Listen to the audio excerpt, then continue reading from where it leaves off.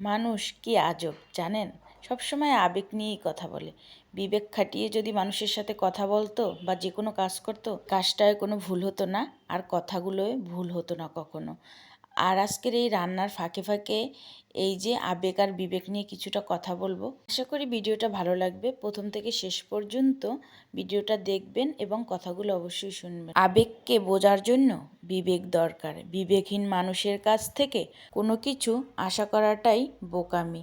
কারণ বিবেকবোধ থাকলে 4 বছরের শিশুকে যন্ত্রণা পেতে হতো না, ভালোবেসে কাউকে মরতে হতো না, খিদের জ্বালায় কাউকে অভুক্ত থাকতে হতো না, বৃদ্ধাশ্রমে কোনো বাবা মায়ের ঠিকানা হতো না, সংসার গড়ার স্বপ্ন নিয়ে কোনো মেয়েকে পুড়ে মরতে হতো না। আমাদের সমাজে অনেক বিবেকহীন মানুষ আছে যাদের দ্বারা এই কাজগুলো হয়ে থাকে। তাই সবাইকে বলবো, আবেগ না বিবেকের ধারা কাজ করুন। আবেগের ধারা কোনো ভালো কাজ হয় না। যাই হোক, অনেক কথা বলে ফেললাম। কথাগুলো কি ভুল বলেছি না ঠিক বলেছি কমেন্ট করে জানাবেন। আর কথা বলতে বলতে কি রান্না করছি সেটা তো বলতেই ভুলে গেছি। আজকে রান্না করেছিলাম নিরামিষ পুঁইশাক আলু বুটের ডাল দিয়ে।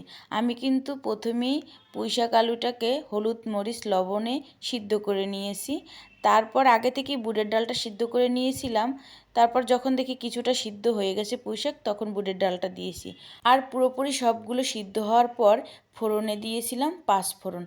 ফোড়ন দিয়ে সুন্দর করে তরকারিটা ঢেলে ফুটিয়ে নিয়েছি। আর দিয়ে দিয়েছি কিন্তু জিরা বাটা। আর এখন দিচ্ছি কিন্তু চিনি। অনেকে আছে আবার সবজি রান্না করলে চিনি দেয় না। আমি আমার মতো করে রান্না করেছি, যে যার মতো করে রান্না করে, কিন্তু আমি মনে করি চিনিটা দিলে সবজির টেস্ট আরও ভালো আসে। যাই হোক, সবজি রান্না কিন্তু রেডি হয়ে গেছে, দেখেন সুন্দর একটা কালার আসছে। আর আজকে কিন্তু এই তরকারিটা আমি কম মশলা দিয়ে রান্না করলাম, আপনারা তো দেখতেই পেলেন। কারণ বেশি মশলা শরীরের জন্য অনেক ক্ষতি। যত পারেন তেল আর মশলা কম খাবেন, তাহলে দেখবেন শরীরটা ভালো থাকবে। এভাবে কম মশলা দিয়ে রান্না করে খেয়ে দেখবেন, খুবই টেস্ট হয়।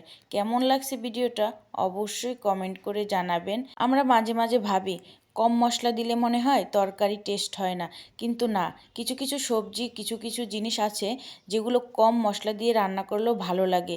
টেকনিক জানতে হয়। যেমন আজকে বুটের ডালটা দিয়েছি, বুটের ডালটা দিয়ে এই যে পুঁইশাকটা রান্না করেছি, এই জন্য কিন্তু অনেক টেস্ট হয়েছে।